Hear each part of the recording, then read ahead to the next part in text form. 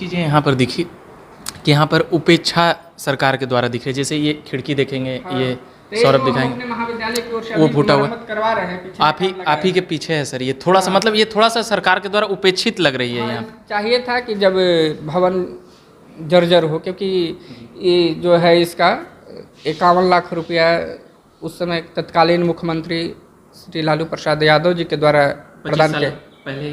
हाँ हाँ। देख रहे होंगे तरेत पाली स्थान है, नौबतपुर में है, पटना जिला में पड़ता है। राघवेंद्र संस्कृत कॉलेज है।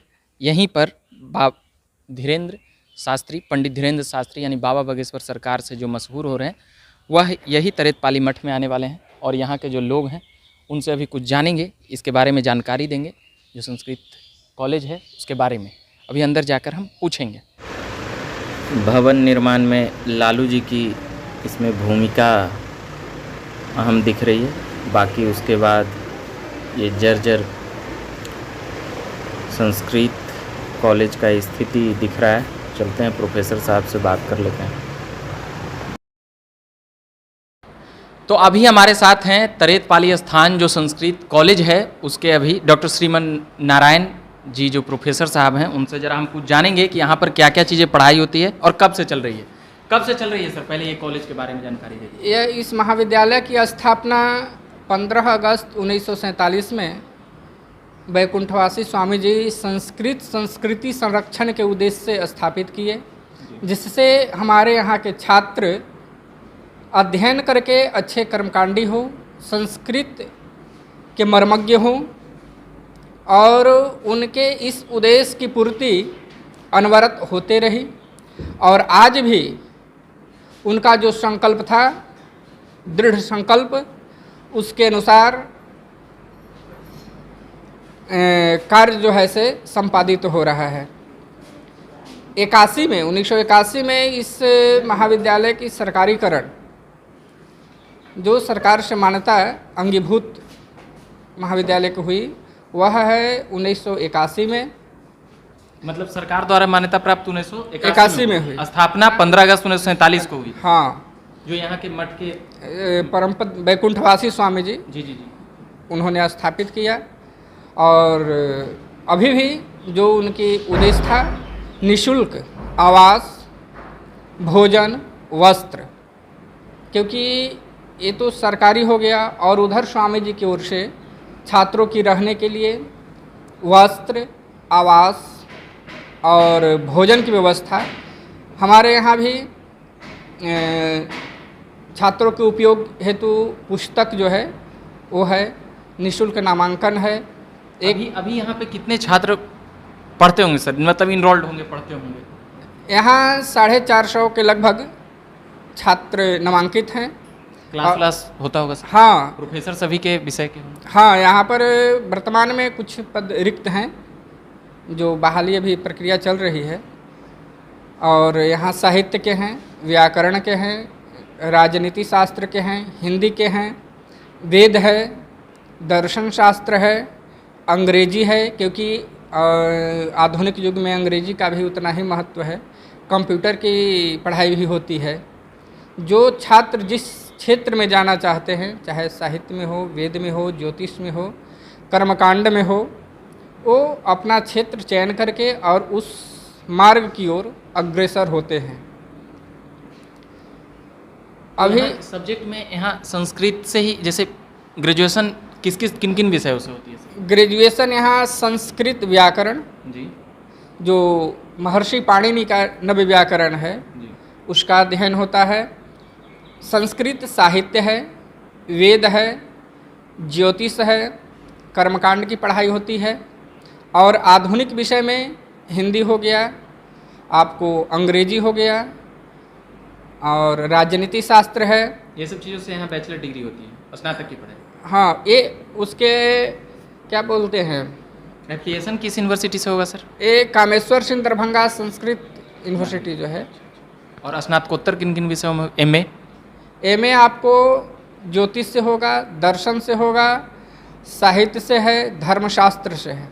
4-5 विषय? हाँ, 6 विषय है। 6 विषय। हाँ, पीएचडी भी होती है क्या? हाँ, पीएचडी भी है, लेकिन यहाँ व्यवस्था नहीं है, यूनिवर्सिटी में है। यूनिवर्सिटी वहाँ दरभंगा में? दरभंगा में है। और कुछ यहाँ पर जैसे कि सर अभी अभी जैसे आए तो ऐसा लगता नहीं है कि यहाँ पे ज़्यादा छात्र वगैरह हाँ, छात्र हैं। एक और तो बढ़ें, इसको कैसे रुचि बढ़ाया जाए संस्कृत और ऐसी तमाम वेद पुराण में? संस्कृत जो है से श्रवण प्रिय है और सब लोग इसको मानते हैं। अगर कोई भी एक श्लोक उच्चारण करता है जी। तो उसको लोग अच्छे से सुनते हैं, जी। उसके ओर ध्यान देते हैं। और लेकिन चाहते हैं कि अंग्रेजी जो आजकल की सरकार की ओर से भी, क्योंकि जब तक सरकार की ओर से प्रायः प्रोत्साहन नहीं मिलने से हरासमेंट हो जाता है। जैसे डीलेड जो होता है अभी 1 से 5, उसमें पहले उपशास्त्री के था, वर्तमान समय में सरकार के द्वारा उसको स्वीकृति नहीं दी गई। हम लोग भी आवेदन दिए कि नहीं, अगर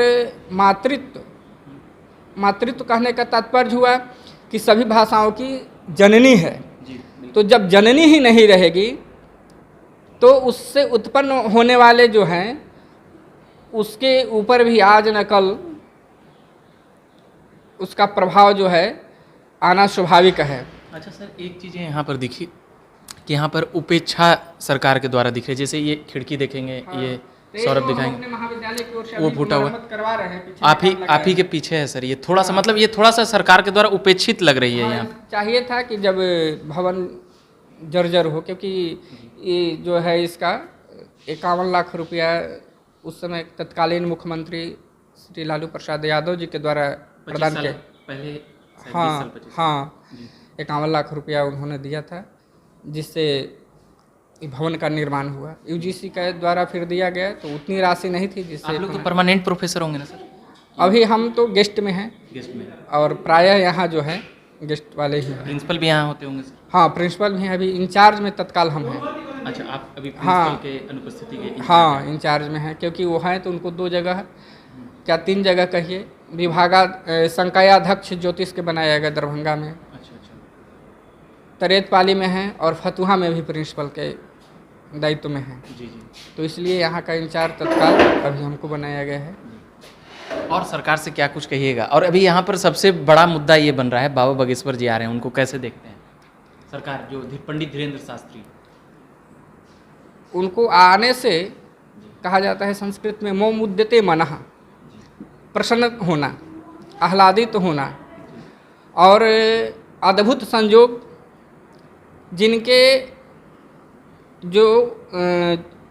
वो आराध्य हैं, यानी हनुमान जी की आराधना करते हैं जी, श्री राम जी की वो आराधना करते थे हनुमान जी।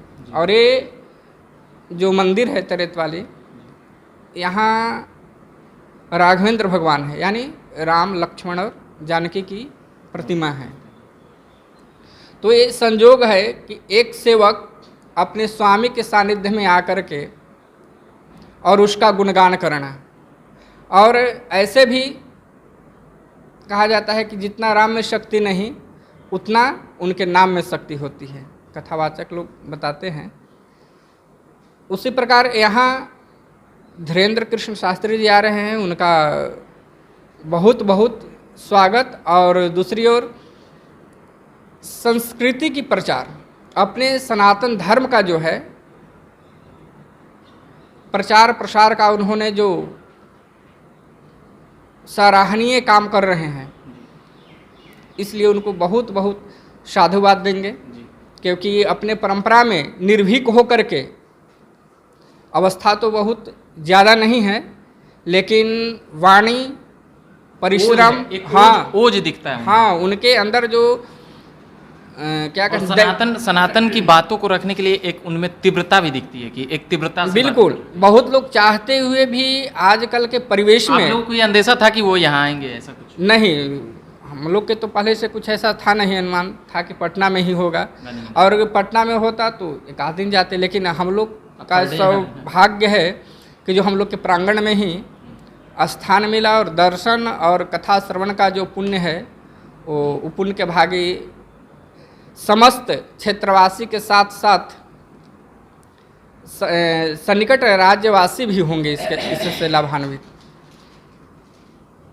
तो उनके आने से इस कह सकते हैं कि संस्कृत जो ये कॉलेज है, इसका भी कुछ जागरण उगरण हो, कि और सरकार का भी नज़र पड़े, ये भी एक सकारात्मक पहल हो सकती है। हाँ, अगर पिता के सामने अगर कोई बच्चा रो रहा है या भूखा है तो पिता या माता का दायित्व होता है कि उसके ऊपर हम दृष्टि डालें, चाहे बच्चा रो कि नहीं रो।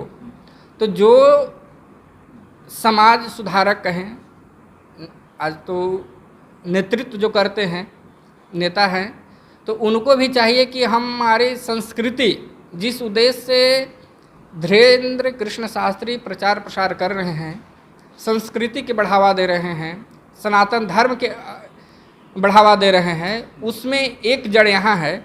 तो इसको भी हम किस प्रकार से विकसित करें, जबकि उसके लिए यहाँ भी स्वामी जी हैं, प्रयासरत रहते हैं, बच्चों को कर्मकांड में जाते हैं या समाज में जाते हैं, तो अपेक्षा करते हैं कि आप अपने बच्चा को हमारे आश्रम में दें।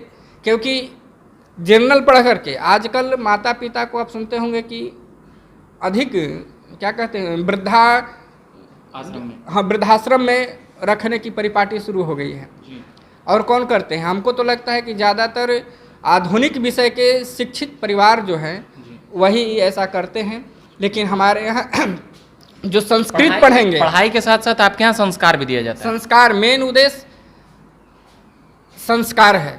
अगर समाज में संस्कारवान हैं तो आपकी प्रतिष्ठा भी है। आप बहुत ज्ञानी न हो, अगर संस्कृत पढ़ लेते हैं तो आप कभी बेरोजगार नहीं होइएगा। बिल्कुल बिल्कुल।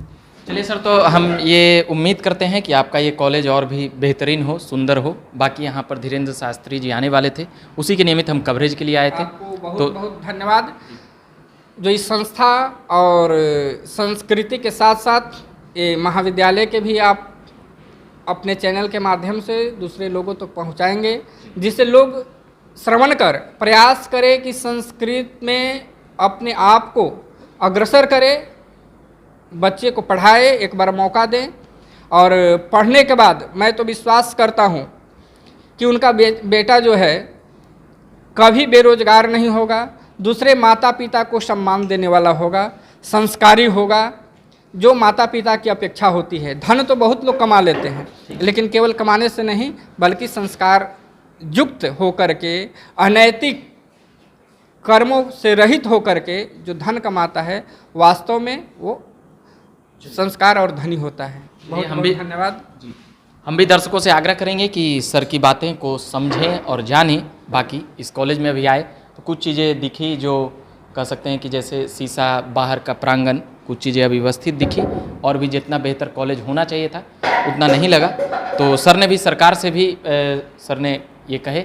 अब बाकी धीरेन्द्र शास्त्री जी यहाँ आए तो हम उम्मीद करते हैं कि ये कॉलेज संस्कृत ये कॉलेज और भी बेहतर हो। बाकी आप बने रहिए झकास भारत पर। कैमरे के पीछे सौरभ हैं, मेरा नाम रविकांत हुआ। धन्यवाद।